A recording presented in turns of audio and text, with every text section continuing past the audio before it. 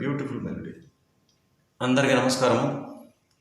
Srikanth CH ఛానల్కు మీకు స్వాగతం. ఈ ఛానల్లో ప్రధానంగా నేను తెలుగు సినిమా పాటలకు స్వర విశ్లేషణ చేస్తుంటాను.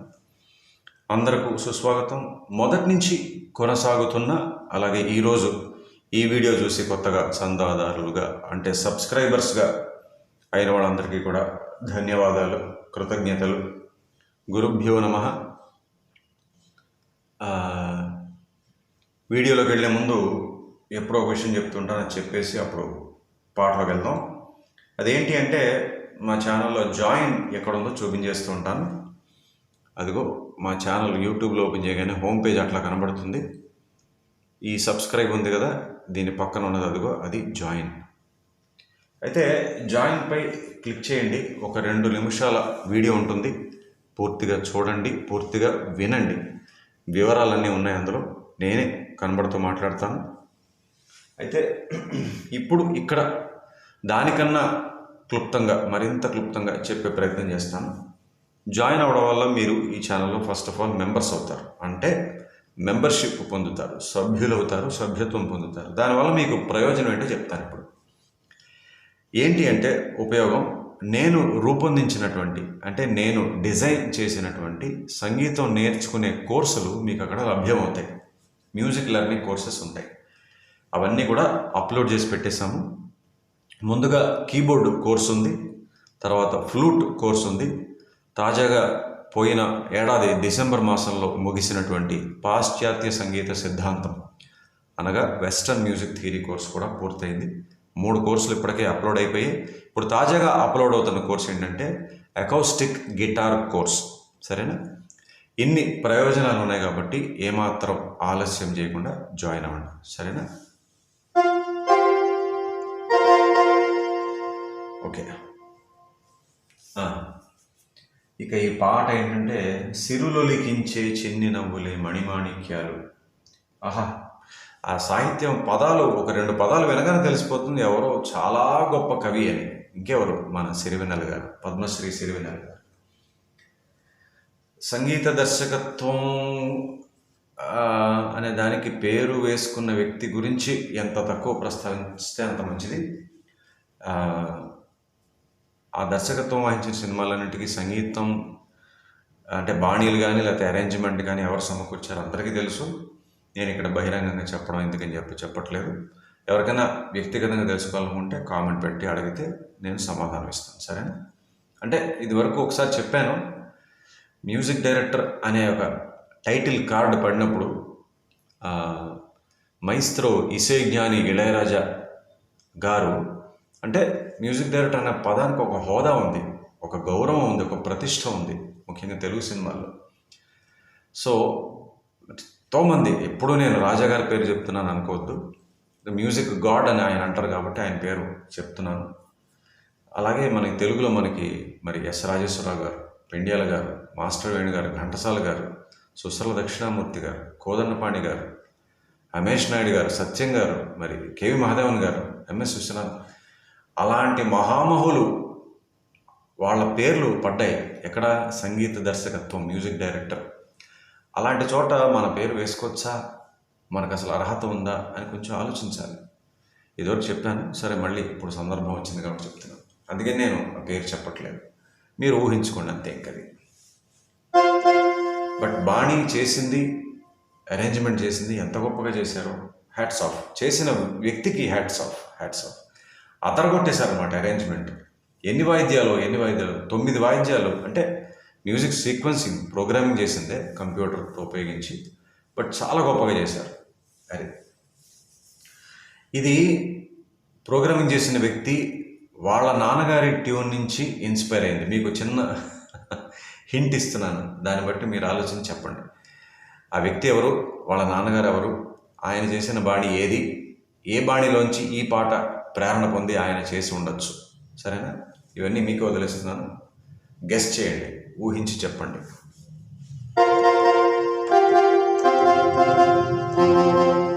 ఓకే, ఎస్పిబి గారు, చిత్రమ్మ పాడినటువంటి అద్భుతమైన గీతం 5 శృతిలో ఉన్నది. జీలో ఉన్నది.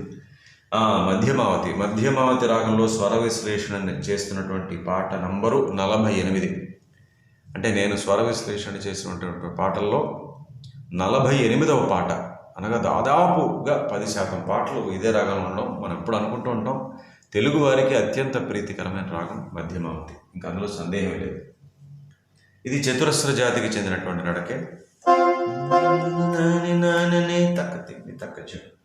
సో ఈ పాట యొక్క స్వర విశ్లేషణలో మొదటి భాగానికి మీ అందరికీ స్వాగతం. ఇది మన యమలీల సినిమాలోది, 94లో వచ్చినటువంటి యమలీల. ఇంతకుముందు వేరే పాట చేస్తున్నాను, ఏదో గుర్తు రావట్లేదు. ఫస్ట్ మనకి ఏం చేశారంటే, ఎన్ని వాయిద్యాలు చెప్తాను చూడండి. ముందు 2, 3, 4, 5, 6, 7, 8 వాయిద్యాలు. ఫస్ట్ ఏం చేశారంటే, అంటే ఈ సా అనేది కింద వాయిస్తే అట్లా ఉంటుంది బేస్లో, అదొక లూప్లా ఇచ్చారు.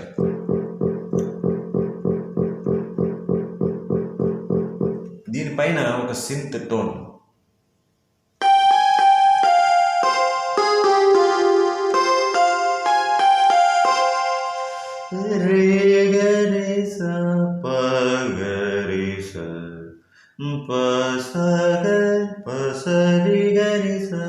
మళ్ళీ చూద్దాం.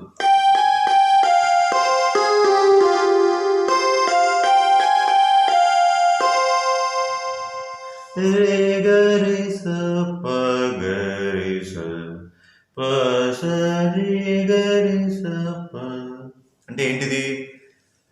G minor 9th card. అంటే మీరు అనుకోవచ్చు, మధ్యమావతి రాగం కదా, మధ్యలో ఈ మైనర్ 9th ఏమిటి, పైగా గావన్ ఏమిటి అని. అది ఎప్పుడు చెప్తుంటాను, సినిమా పాట అనగానే కంపోజర్ అవ్వచ్చు, లేకపోతే అరేంజ్మెంట్ చేసిన వాళ్ళు అవ్వచ్చు, ఆ సందర్భానికి తగ్గట్టుగా ఒక స్వేచ్ఛ తీసుకుని కొన్ని స్వరాలు వాడతారు. అది పాట బాణీలో కావచ్చు, బిట్ వర్క్లో కావచ్చు, కార్డ్స్లో కావచ్చు, ఏదైనా కూడా సినిమా సందర్భానికి తగ్గట్టుగా వాడతారు. అందులో ఏమీ తప్పేమీ లేదు. అది ఇదంతా కూడా బాణీని ఎన్హాన్స్ చేయడానికి, సిచ్యువేషన్ని ఇంకా బలోపేతం చేయడానికి అనమాట. ఏదో అనిపించింది ఆయనకి, వాడారు, చక్కగా ఉంది కదా. సో జీ మైనర్ 9th కార్డ్లో నోట్స్ అవి.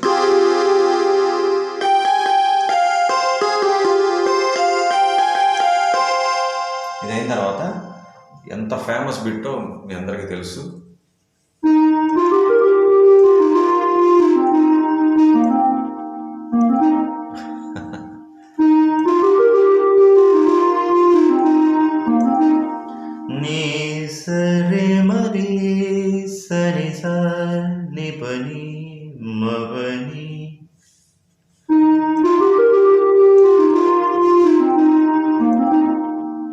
అనగానే ఈ పాటలో మీరు ఒకటి గమనించాలి,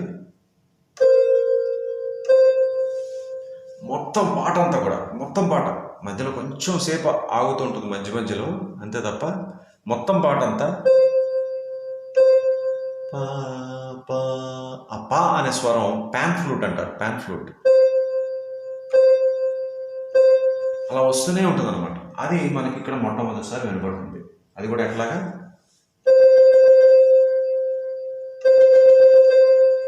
అలా ఒక 8 సార్లు, అలా మళ్ళీ 2 సార్లు. ఓకే, అయిన తర్వాత మళ్ళీ ఆ బిట్ ఇందాక వచ్చింది,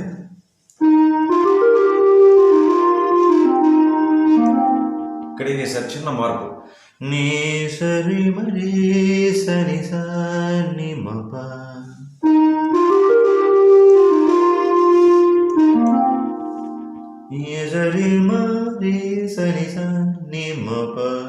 అంతే. దీని తర్వాత కోరస్. కోరస్లో నోట్స్ ఏంటంటే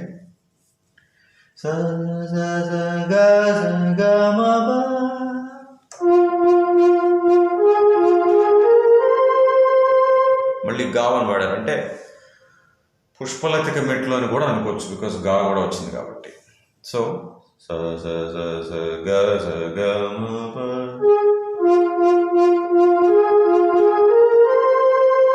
ఇక్కడ మళ్ళీ ఇంకొక వాయిద్యం హార్ప్.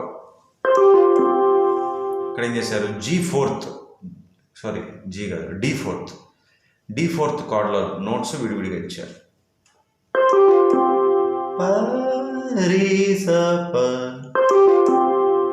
ఓకే.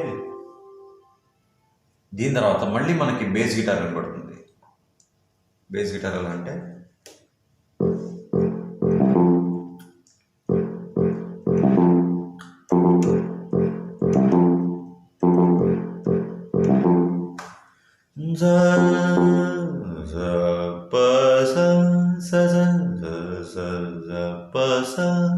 ఇట్లా ఒక 4 సార్లు బేస్ గిటార్. అంటే శృతి అనుకోవచ్చు అంతే కదా, సాపాస అంటే శృతి. మళ్ళీ అది వస్తుంది, అది హార్ప్ ఇందాక వచ్చింది కదా. మళ్ళీ డి ఫోర్త్ కార్డ్ల నోట్స్ మళ్ళీ ఇచ్చారు. ఇక్కడి నుంచి మనకి పల్లవి స్టార్ట్ అవుతుంది.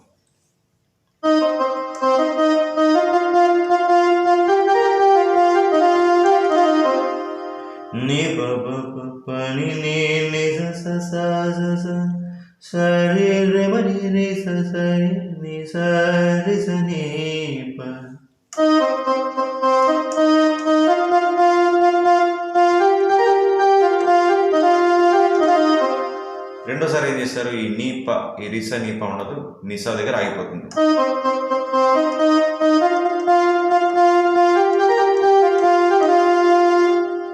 ఇక్కడ ఏం చేశారు, మళ్ళీ హార్ప్లో జీ మైనర్ 9th, మళ్ళీ జీ మైనర్ కార్డ్ల నోట్స్ ఇచ్చారు. అట్లా ఒక 2 స్థాయిల్లో. మళ్ళీ ఈ పల్లవి.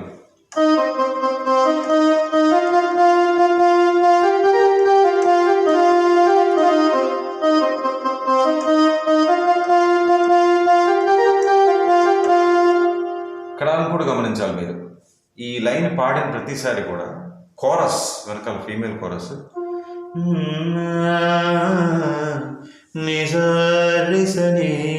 అది కోరస్ పైన కూడా వస్తుంది.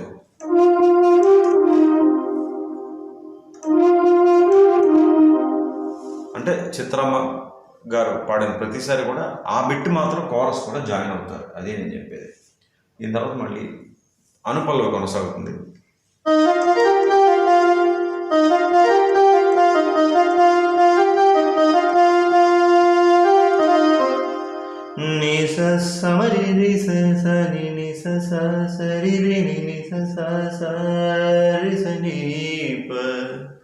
ఇక్కడ కూడా అంతే, 2 సార్లు వస్తుంది. రెండోసారి చివరిన రీస నీప ఉండదు, సా దగ్గర ఆగిపోతుంది.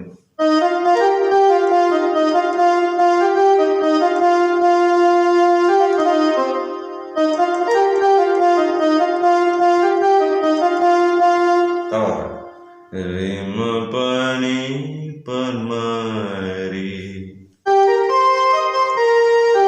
అమ్మా నుంచి రీ స్లైడ్. నిసరి రే రిమ మరి మరి సరి జనీప.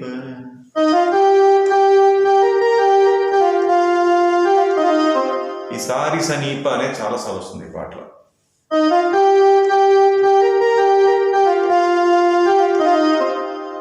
అనగానే ఒక రిథంలో ఒక భాగం, రిథంలో చిన్న ఇది వస్తుంది, తరిగిట్ట ముక్తాయింపు. అలా ఒక 3 సార్లు మనకి రీప రీప రీప అని వినబడుతుంది. అనగానే మళ్ళీ మధ్య పల్లవి.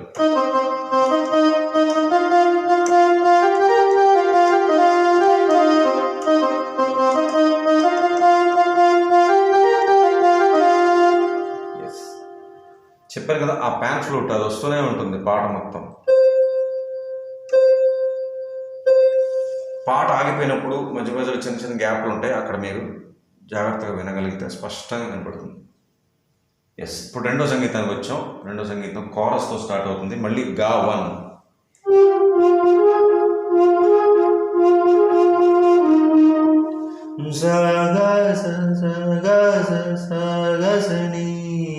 సా నుంచి నీ స్లైడ్. రెండోసారి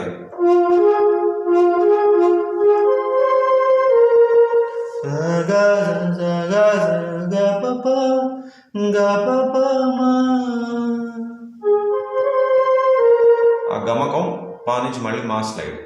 మొత్తం చూద్దాం.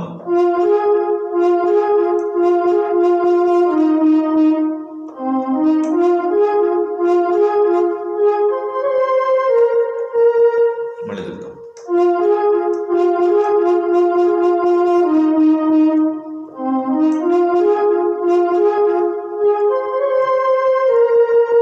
దీని వెనకాల మళ్ళీ ప్యాన్ ఫ్లూట్ ఎలా ఇచ్చారంటే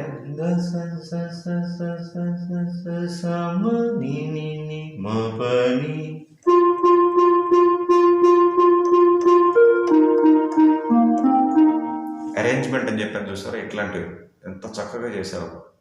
అంటే లీడ్ ఒకటి వస్తుంటుంది ఫోర్గ్రౌండ్లో, బ్యాక్గ్రౌండ్లో ఇలాంటి నోట్స్. తర్వాత రెండోసారి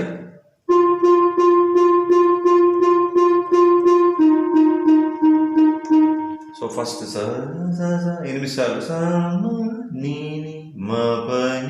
రెండోసారి సా 8 సార్లు అయిపోయాక ఓకే. తర్వాత అంతా అయిపోయాక మళ్ళీ ఫ్లూట్ ఎక్కడ చూద్దాం, ఇక్కడ చూడొచ్చు.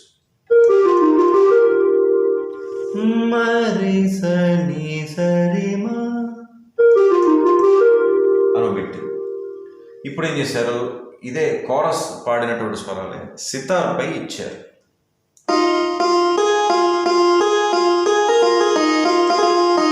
చిన్న మార్పు. సగా సగా గమ సని సని సగా సగా గమ గమ సగని సని.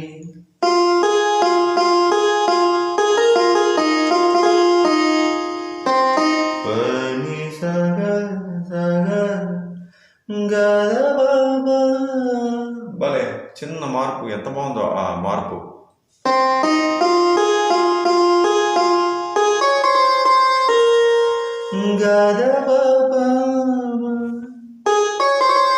ముందు దాకి వెళ్ళి అప్పుడు పాకు వచ్చారు. పా గమకం మళ్ళీ పా నుంచి మా స్లైడ్. మళ్ళీ చూద్దాం.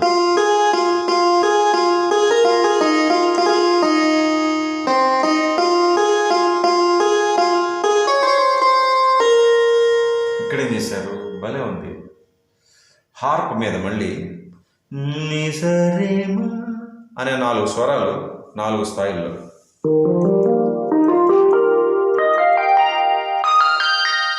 ఇప్పుడు కనబడుతుందా ఆఖరణ GABC అసి అనమాట.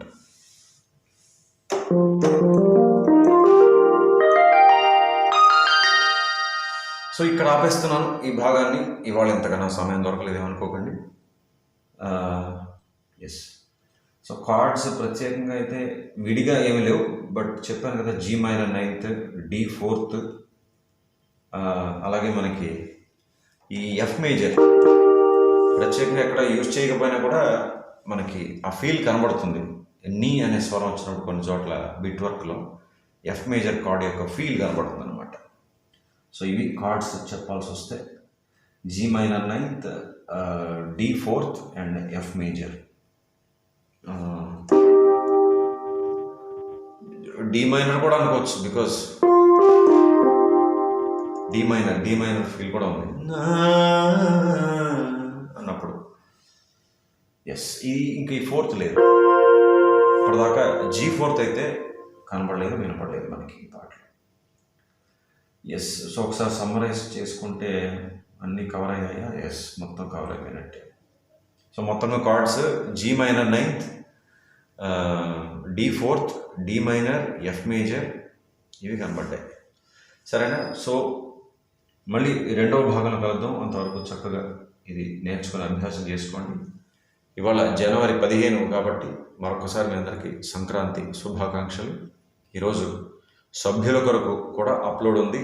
అకౌస్టిక్ గిటార్ కోర్సులో 3వ వీడియో ఇవాళ అప్లోడ్ అవబోతోంది. సో అక్కడ సభ్యులు కలుస్తాను.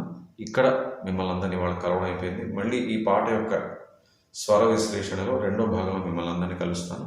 అంతవరకు సెలవు. నమస్కారం.